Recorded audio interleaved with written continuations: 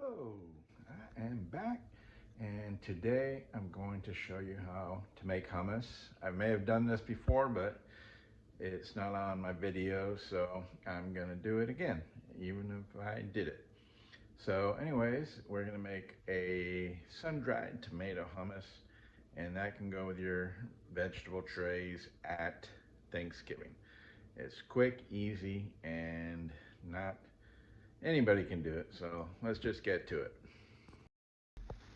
Alrighty, here are my ingredients. We're going to use the sun-dried tomatoes, about 3 or 4 tablespoons. I'll put the recipe in the credits at the end. You can look at them. Garbanzo beans. We'll just open those up, drain them out, give them a rinse, and then put them in the mixer. And then olive oil. And then we also have fresh basil. We'll just chop that up, throw it in there with the tomato paste. Also, we use salt and pepper, but you guys know what salt and pepper looks like. So that's it. That's all the ingredients. I'll get the blender and we'll get to it.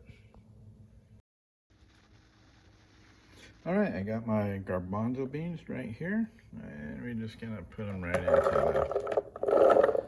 into the blender here, and then we'll put the lid on.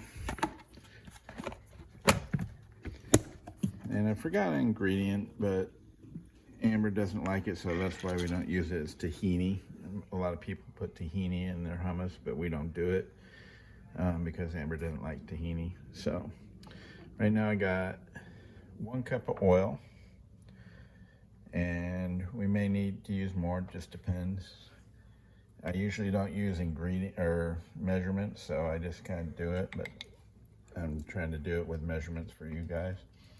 And then we'll use probably about 4 tablespoons of the sun-dried tomatoes, and then I used 1 bunch of basil, and we'll just throw that in at the end. So what we'll do, we'll just turn it on at low flame for now.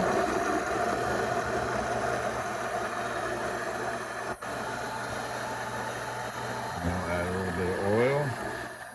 Slowly, you don't need to add it all at once. You don't want to add too much.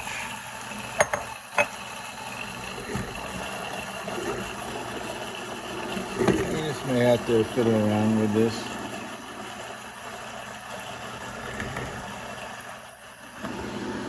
Let me go get my little pusher downer, and I'll be right back. So I got my little pusher downer thing, and just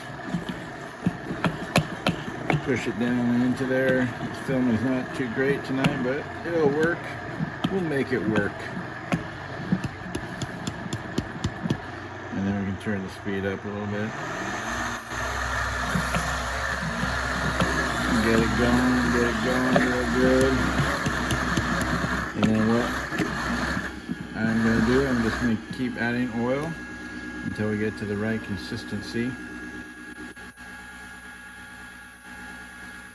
So I've used the full cup now. And then what I'm going to do is, so you don't have to wash all this, I will come back in a minute. Alright, so I got it to the consistency that I like it. Now that I got the consistency I like, I'm going to add the tomato paste into there. So I'm going to add, you can add more than that, or you can add less than that. It's up to you, whatever your taste buds like.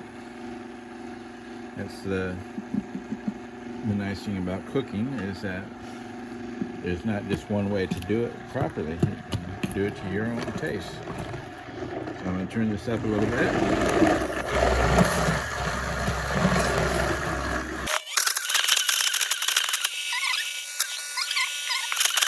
3/4 of oil. So I'm going to mark that down. And now I'm just going to throw the basil in there. I've already added salt and pepper in there already. So you just do that to your taste again.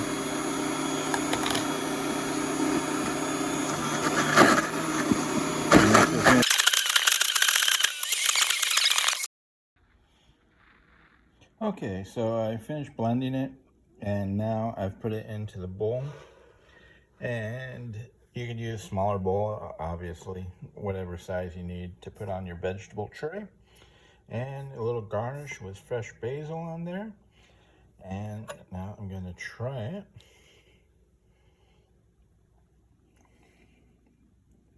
Pretty good. But it'll be better if you let it sit overnight and get cold. And it'll taste really good then. So anyways, remember, your food will always be good if you make it with love. All right, so I'll see you next time. All right, bye-bye.